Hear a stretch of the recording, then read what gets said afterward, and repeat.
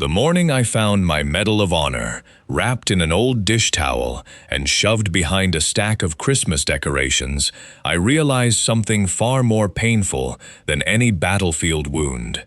My parents hadn't lost it. They had hidden it. Not because they feared someone would steal it. Because they couldn't bear to look at it. I stood frozen in the dim attic, dust floating through thin beams of sunlight. The heavy blue ribbon draped across my palm. The gold star caught the light exactly the way it had the day the president placed it around my neck in the East Room of the White House. Cameras flashed. Military bands played. Reporters called my name. Every living recipient in attendance shook my hand like I belonged among them. Yet back home in Indiana, the highest military decoration in America had spent 3 years buried inside a cardboard box labeled Holiday Lights. The irony would have been funny if it hadn't hollowed me out. My name is Daniel Mercer. I served 22 years in the United States Army, most of them with the 75th Ranger Regiment, before finishing my career training young officers who still believed courage was something you either had or didn't. I used to think that too. War teaches you differently. Courage isn't fearlessness. It's choosing someone else's life over your own, while every instinct screams to run. The medal wasn't mine because I had been brave. It existed because 5 men came home alive who otherwise wouldn't have. 3 others never did. No piece of metal could balance those numbers. The attic floor creaked behind me. You found it. My mother's voice was so quiet I almost missed it. She stood at the top of the ladder wearing gardening gloves and carrying an empty laundry basket. At 74, her shoulders had begun to round, but she still carried herself with the discipline of the elementary school teacher she'd been for 40 years. She didn't look surprised, only tired. I held up the medal. Why? She looked away. I thought that box was sealed. Mom? Silence settled between us. Finally, she sighed. Your father didn't want it displayed anymore. The words landed harder than they should have. My father didn't want my Medal of Honor displayed. He said it reminded him. Reminded him of what? You leaving. I stared at her, waiting for the rest. It never came. My father, Harold Mercer, had never believed military service was honorable. Not because he hated America, far from it. He loved this country with the fierce devotion of a man who paid every tax on time, voted in every election, volunteered at church every Saturday, and never missed standing for the national anthem. But he had watched his older brother return from Vietnam with scars no one could see. The man who came home wasn't the same brother who left. Alcohol replaced laughter. Silence replaced dreams. Within 10 years, my uncle had taken his own life. My father blamed the war. Then he blamed the army. Eventually, he blamed anyone who volunteered, including me. When I enlisted at 19, he didn't attend my graduation from basic training. When I deployed overseas, he never once asked where I was. When I came home on leave, our conversations never lasted more than 5 minutes. He wasn't cruel. That would have been easier. Cruelty at least acknowledges someone exists. My father specialized in disappointment. After I received the Medal of Honor, neighbors congratulated him everywhere he went. He accepted every handshake. Then he'd come home and change the subject. He never once asked me what happened that day. Not once. You could have told me, I said quietly. My mother rubbed the edge of the laundry basket until her knuckles turned white. I tried. And? He said honoring the medal meant honoring the decision that almost got you killed. I laughed, not because it was funny, because sometimes laughter is the only thing standing between a man and tears. So instead, he hid it. He thought he was protecting himself. No, I said, he was punishing me. She didn't answer, because she couldn't. The truth had finally found words. That evening, I carried the medal downstairs and placed it carefully on the fireplace mantel, exactly where it had always been before it disappeared. No announcement, no confrontation, just quiet defiance. When my father came home from his weekly breakfast with friends, he noticed it immediately. He stopped in the doorway. The room felt suddenly smaller. "I see you found it," he said. "I did. I put it away for a reason." "I know." His jaw tightened. "You think this thing makes what happened worth it?" I looked him straight in the eyes. "No." "Then why display it?" "Because hiding it won't bring anyone back either." For a long moment neither of us spoke. The grandfather clock ticked in the hallway. Outside, a lawnmower hummed somewhere down the street. Ordinary sounds, trying desperately to survive an extraordinary silence. Finally, he picked up the medal. For the first time since I'd earned it, he actually looked at it. Not the ribbon, not the gold, the engraving. Then he quietly set it back down. I don't know how to be proud of something that nearly buried my son. His voice cracked on the last word. It was the closest thing to honesty I'd heard from him in 25 years. Before I could answer, the house phone rang. My mother reached it first. She listened for several seconds before turning toward us with a puzzled expression. "Daniel," she said slowly, "they say it's someone from Washington." I exchanged a confused glance with my father. Then I took the receiver. "Daniel Mercer speaking," a calm voice answered. "Sergeant Major Mercer, this is the White House military office." My father's face changed before I'd even heard the next sentence. I instinctively straightened my posture. Old habits survive retirement. "This is Sergeant Major Mercer. Good afternoon, sir. Please hold for Colonel Rebecca Lawson." The line clicked. A few seconds of silence followed. Then another voice came on, confident, measured, unmistakably accustomed to carrying the weight of important conversations. "Sergeant Major Mercer?" "Yes, ma'am." "My apologies for the short notice. I've been asked to contact you personally regarding an event taking place next Friday." I glanced toward my parents. My mother stood motionless beside the kitchen counter, still clutching the phone cord, as if she could somehow hear both sides of the conversation. My father hadn't moved an inch. "The president is hosting the National Medal of Honor recognition ceremony." I frowned.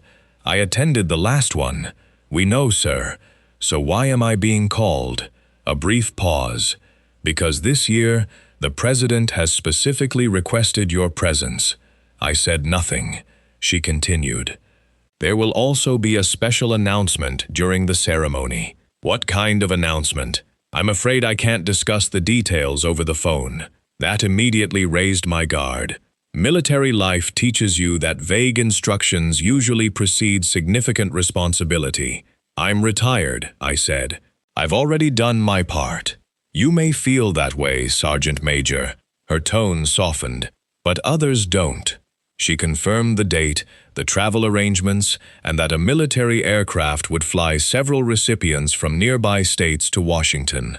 Before ending the call, she added one final sentence. "And sir?" "Yes?" "The president asked that you bring your family." The line went dead. For several seconds, I simply stared at the receiver. My mother was the first to speak. What did they want? I slowly placed the phone back into its cradle. The White House. I gathered that. "They want me in Washington next week." "For what?" "I honestly don't know." "And they invited family." I nodded. My mother looked toward my father almost instinctively. He looked away. "I'm not going." No hesitation, no curiosity, just the same wall he'd been building brick by brick for decades. I wasn't asking yet. You don't have to. He picked up his truck keys from the counter. I've already answered. The front door closed harder than necessary. His truck started moments later. Then the sound faded down the road. My mother exhaled slowly. He heard White House and stopped listening. I noticed. I'm sorry. I smiled faintly. You apologize for him a lot. Her eyes watered. I've been doing it since 1987. That year. The year I enlisted. The year everything between my father and me quietly broke. 3 days later, I drove to the local Veterans Affairs clinic for my annual physical. Small town Indiana doesn't hide much. Before I'd even reached the reception desk, 3 veterans had already heard about the White House call. News spreads fast when half the county served in uniform. Danny? I turned to see Frank Donnelly waving from the waiting room. Vietnam veteran. Purple heart. Permanent limp. Permanent grin. He still insisted on buying breakfast for every young soldier he met. You finally going back to D.C.? So it seems. He chuckled. About time. Another voice joined in.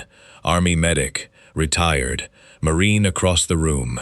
2 Air Force chiefs. Within minutes, the waiting room had turned into an unofficial reunion. Nobody asked about the medal. They never did. Veterans almost never begin with awards. They ask about people. How's Carter doing? You still hear from Ramirez? Did Thompson ever retire? Names, faces. The ones who mattered. Frank eventually leaned closer. Your dad coming this time? The room grew quieter. I shrugged. Doesn't look like it. Frank nodded once. No judgment, just understanding. I spent 30 years waiting for my father to tell me he was proud. He smiled sadly. He died before either of us figured out how. That sentence stayed with me all afternoon. When I got home, a black SUV sat in front of the house. Government plates. 2 men in dark suits stood on the porch. For one ridiculous second, I wondered if I'd somehow forgotten to pay my taxes. One of them smiled. Sergeant Major Mercer? That's right. He handed me a sealed envelope. No signature required, sir. Inside was an embossed invitation bearing the presidential seal, my travel itinerary, security credentials, hotel reservation, dress instructions, then 1 additional page, typed on heavy cream-colored paper. There was only one sentence. The President will recognize a previously undisclosed act connected to Operation Black Ridge. Your attendance is respectfully requested. My heartbeat slowed. Operation Black Ridge. I hadn't heard those words spoken aloud in over 15 years. Officially, most of what happened there remained classified. Unofficially, it was the worst day of my life. Not because of the firefight, not because of the casualties, but because of one decision, one order, one secret. I had carried that secret longer than I'd carried the Medal of Honor, and only 4 people in the world still knew the truth. 2 were buried at Arlington. 1 was living somewhere in Montana, and the 4th had just invited me back to Washington. I folded the letter carefully and slipped it back into the envelope. When I looked up, my father was standing in the garage doorway. He had clearly read the expression on my face. What happened over there? For a moment, I considered lying. Instead, I held up the invitation. The president says he's going to tell the country something they've never heard before. My father stared at the envelope without reaching for it. Then, almost in a whisper, he asked the first question he had ever asked me about my military service. What really happened over there, Danny? My father's question hung in the air longer than either of us expected. Not because I didn't hear it, because for 25 years I'd imagined what it would feel like if he ever asked. I had pictured anger, bitterness, maybe even relief. Instead, all I felt was exhaustion. There are stories veterans tell without hesitation. Funny ones, embarrassing ones, stories about terrible food, impossible weather, equipment that never worked when it should have, and friendships that somehow survived all of it. Then there are stories that stay locked away, not because they're classified, because once they're spoken aloud, they become real again. I rested the envelope on the kitchen table. What do you know about Black Ridge? My father slowly removed his jacket. Only what the newspapers reported, which was, there was an ambush. There was a rescue. Yes. And you received the Medal of Honor. I nodded. That's about all anyone was ever told. He pulled out a chair across from me. For the first time in my adult life, my father sat down because he wanted to hear me, not because he had something to say. I can tell you some of it. He frowned. Some men made promises. His eyes narrowed. The kind you don't break. He accepted that answer with a slow nod. Military families understand that there are things they aren't meant to know. They don't always like it, but they understand. I took a long breath. It was late October. The mountains were already getting snow. Our reconnaissance team had been tracking a weapons network that intelligence believed supplied attacks across 3 provinces. It wasn't supposed to become a fight. It was supposed to be surveillance. I could almost smell the mountain air again. Thin, cold, sharp enough to sting your lungs. We were 8 men, Captain Eli Brooks, Lieutenant Marcus Hale, Staff Sergeant Owen Briggs, Specialist Luis Ortega, Corporal Nate Dixon, Medic Aaron Wells, Radio Operator Chris Fallon, and me. For a moment, I simply looked at their names in my own memory. Some people remember birthdays. I remember call signs. Captain Brooks had a habit of humming old country songs before missions. Ortega carried hot sauce in his rucksack no matter where we deployed. Wells collected postcards from every country he visited because he promised his little daughter she'd someday see the world with him. Small things, that's what survives. Not explosions, not gunfire, the little pieces that made them human. We reached the observation point before sunrise. Everything looked normal, too normal. My father listened without interrupting. We never saw the second group. His expression changed. There were 2? There were always 2. The first one is meant to be seen. The second one waits. I could still hear the first burst of machine gun fire tearing through the silence. Still remember the echo bouncing off the cliffs. Still remember Captain Brooks yelling one word, contact. Then everything became movement, return fire, smoke, radio traffic, men shouting over one another, training taking over where fear wanted control. We fought for almost 40 minutes before we realized something. What? We weren't being attacked. We were being trapped. The room seemed quieter now. Even the refrigerator had stopped humming. They wanted helicopters. My father frowned. I don't understand. They knew we'd call for extraction, and they wanted more Americans in one place. His face slowly lost color. It was bait. I nodded. They'd planned it for weeks. I looked toward the window. Outside, children rode bicycles past the house, laughing without a care in the world. I smiled despite myself. That's why we go, so they never have to know places like Black Ridge exist. When the helicopters arrived, I stopped.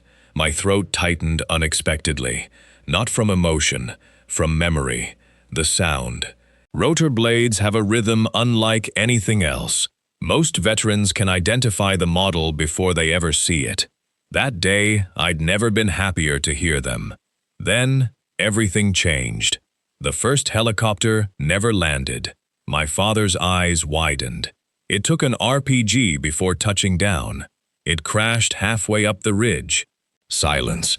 The second one managed to get close enough for us to move casualties. That's when Captain Brooks gave me an order. I looked down at my hands. Even now they remembered. He told me to get the wounded out, and I told him I wasn't leaving. What did he say? I smiled sadly. He said something I'll never forget. I could hear Brooks's voice as clearly as if he were standing in the room. "Danny, that's the difference between being brave and being responsible." He ordered me onto the helicopter. "You obeyed?" "No." The answer surprised my father. "You disobeyed a direct order?" "I did, and I'd do it again." His eyebrows lifted. "I thought soldiers always followed orders. We follow lawful orders. And sometimes," I paused, "sometimes you choose to carry the punishment instead of living with the alternative." He didn't respond. He simply waited. The firefight kept getting worse. We were almost out of ammunition. 3 men were already dead. The helicopter pilot refused to leave without the rest of us. He knew staying meant he'd probably die too. I could still see Chief Warrant Officer Sam Ellison leaning out of the aircraft, waving us forward under impossible fire. One of the bravest men I'd ever known. He wasn't in our unit. He didn't know our names. He came anyway. We finally loaded everyone we could. There wasn't enough room. My father's breathing slowed. What happened then? I looked him straight in the eye. The official report says I stayed behind, voluntarily. It says, I defended the landing zone until reinforcements arrived. That's the story everyone knows. And it isn't true. His face froze. The president, I tapped the envelope, is about to tell the country why. The silence between us wasn't empty anymore. It was heavy. The kind of silence that only appears when 2 people realize the story they've lived with for years isn't the whole story. My father stared at me as though he were seeing someone he had never actually met. "What do you mean?" he asked quietly. "It isn't true?" I looked at the Medal of Honor resting on the mantel. For years, people had pointed to that medal as proof of extraordinary courage. Few realized it had also become the world's most polished lie. Not a malicious lie, a necessary one. At least, that's what I'd convinced myself. "There were classified operations running through that valley," I said. "Things the public couldn't know. So they changed what happened. They simplified it. That's a nice word. It was the only one they could use." My father leaned back slowly. "You've carried this for 15 years? I promised I would. And now? Apparently someone higher than me has decided that promise has reached its expiration date." Before he could ask another question, headlights swept across the living room window. A pickup truck rolled into the driveway. I recognized it immediately, even before the engine shut off. Frank Donnelly climbed out, moving with the same uneven gait he'd carried since Vietnam. He wasn't alone. Another man stepped out from the passenger side. Tall, gray-haired, broad shoulders despite his age. There was something familiar about him. Then it hit me. Marcus Hale, former first lieutenant. The only other officer from Black Ridge who had survived. I hadn't seen him in almost 13 years. He spotted me through the window and smiled. It was the kind of smile veterans reserve for people who know exactly what they're carrying without needing a single explanation. I opened the front door before they reached it. Marcus stopped 3 feet away. For a second, neither of us spoke. Then he pulled me into a hug that lasted longer than either of us expected. "I was beginning to think you'd forgotten how to answer your phone. I changed numbers. You changed them 3 times. You kept finding them." He laughed. I had help. Frank tipped an imaginary hat. Small veteran community. We stepped inside. My father remained standing near the fireplace. Marcus noticed him immediately. "Mr. Mercer." My father nodded politely. "I remember you." Marcus smiled. "I remember you too." There was no accusation in his voice, no bitterness, just recognition. My mother brought coffee for everyone, though hardly anyone drank it. After a few minutes of ordinary conversation, Frank excused himself to help her in the kitchen. He knew exactly what he was doing. leaving 2 old soldiers alone. Marcus reached into a worn leather satchel. "I suppose you've already received yours." He placed an identical White House envelope on the table. I nodded. "They're calling all of us." "So it seems." He looked toward my father. "Does he know?" "Only that the story isn't complete." Marcus rubbed his chin.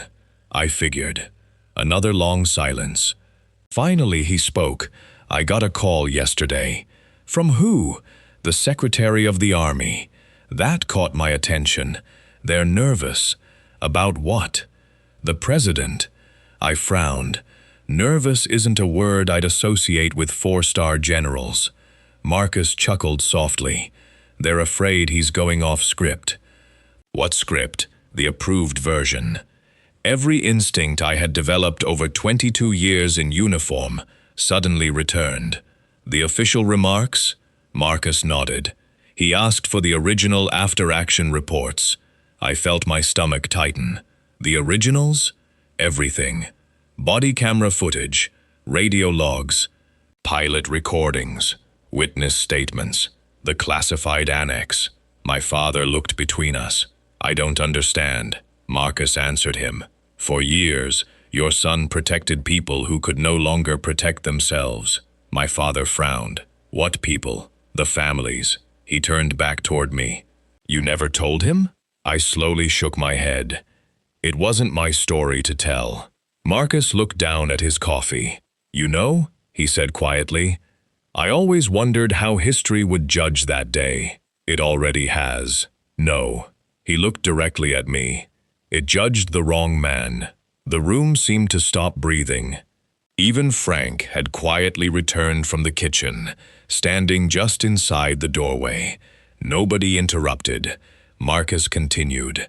"Do you remember what Brooks said over the radio?" Of course I remembered. "Some voices never leave you." He ordered me to board the helicopter. Marcus nodded. "And then?" I closed my eyes. The memory arrived with painful clarity.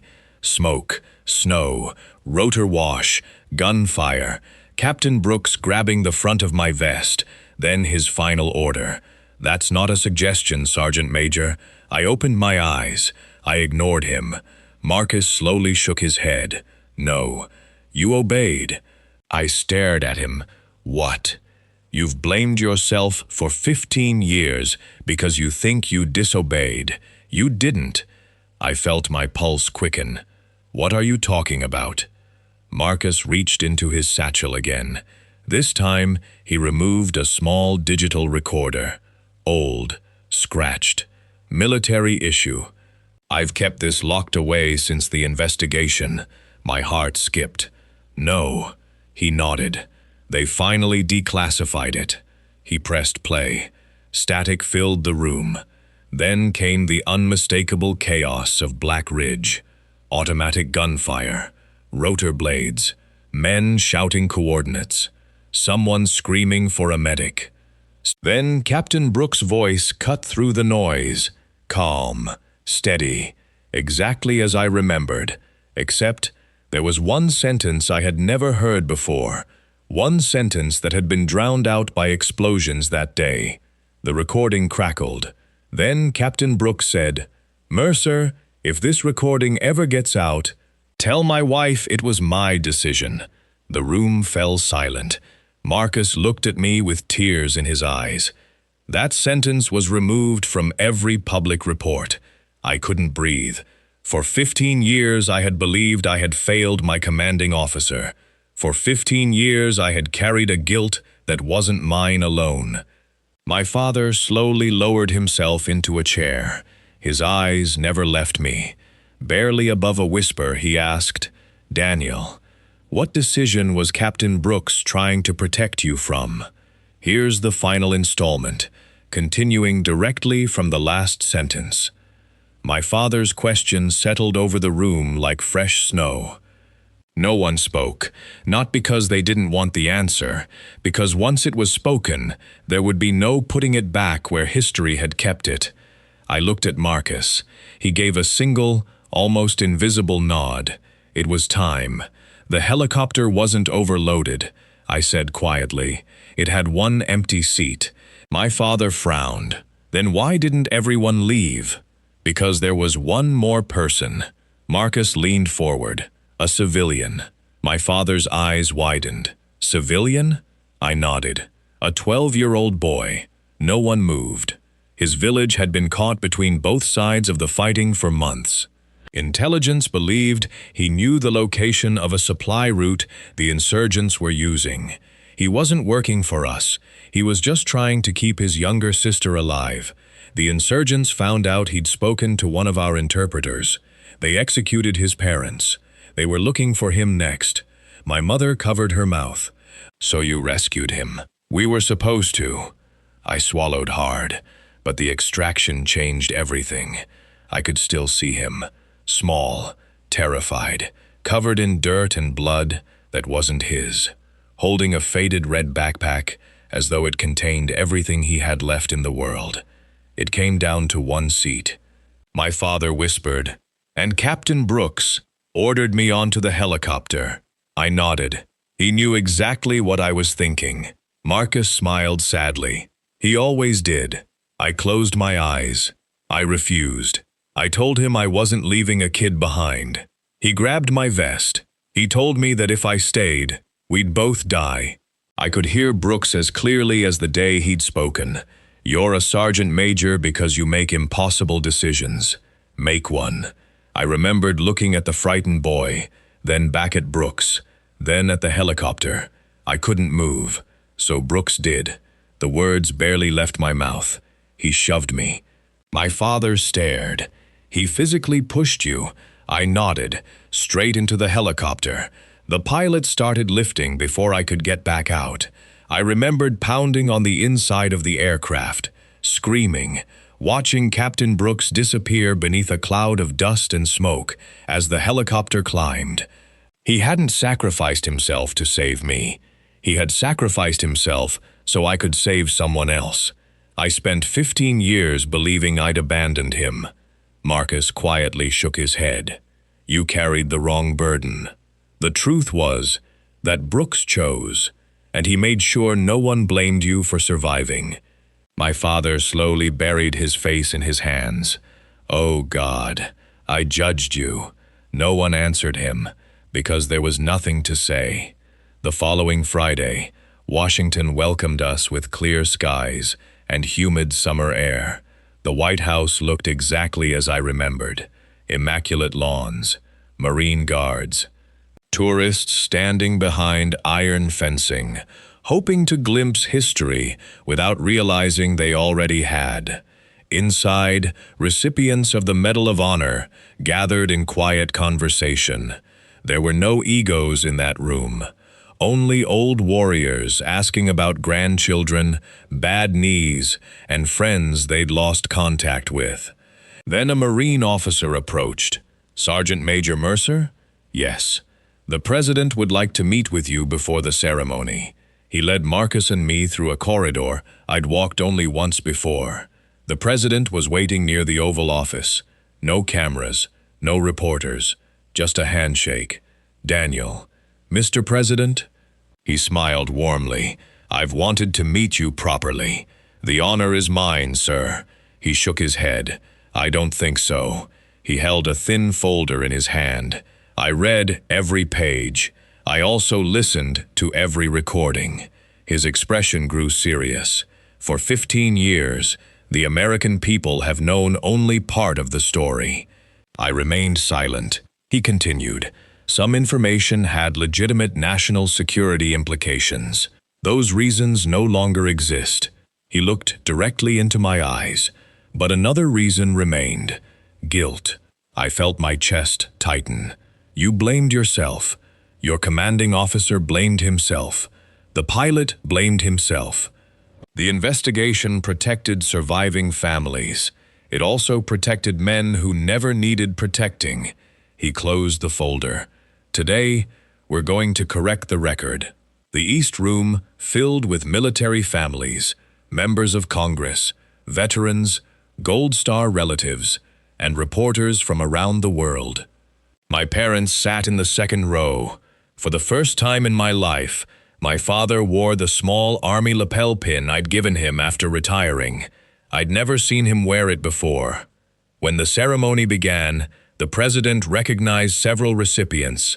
Then he paused.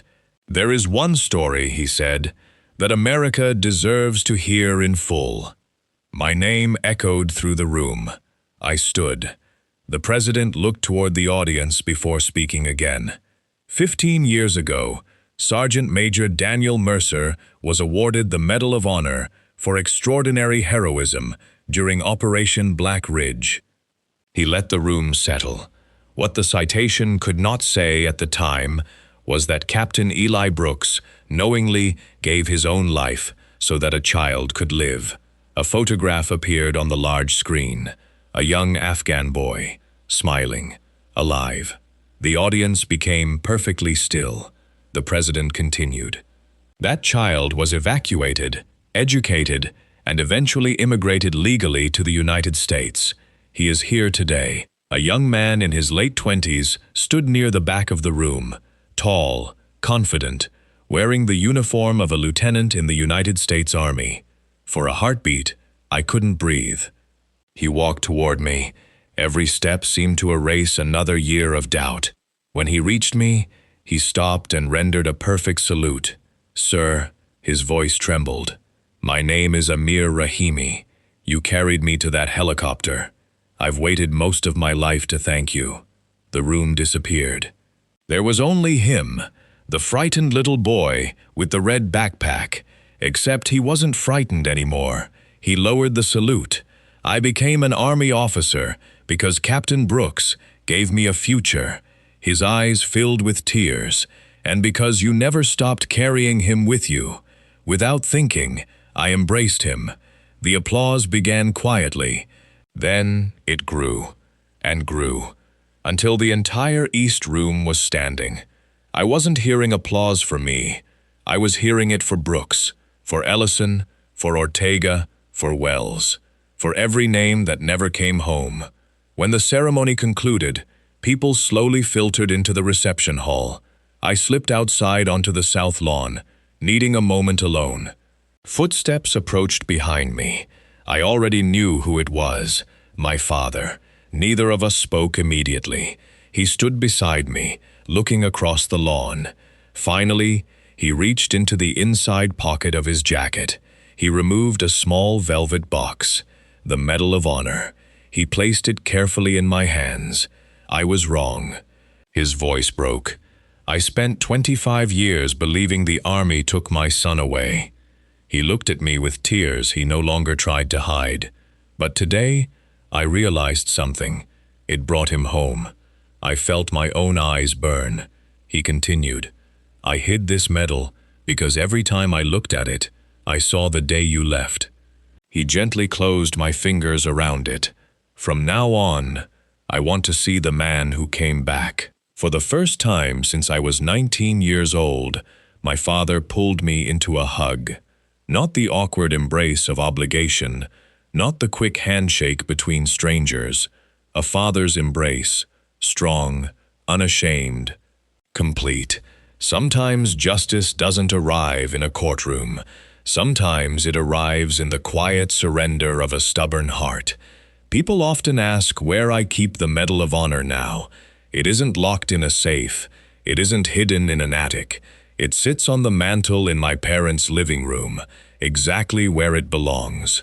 Not because it tells the story of one soldier, but because every time my father walks past it, he pauses, smiles, and remembers what it truly represents. Not war, not glory, but the extraordinary cost of choosing another person's life over your own, and the healing that can begin when the truth is finally allowed to come home.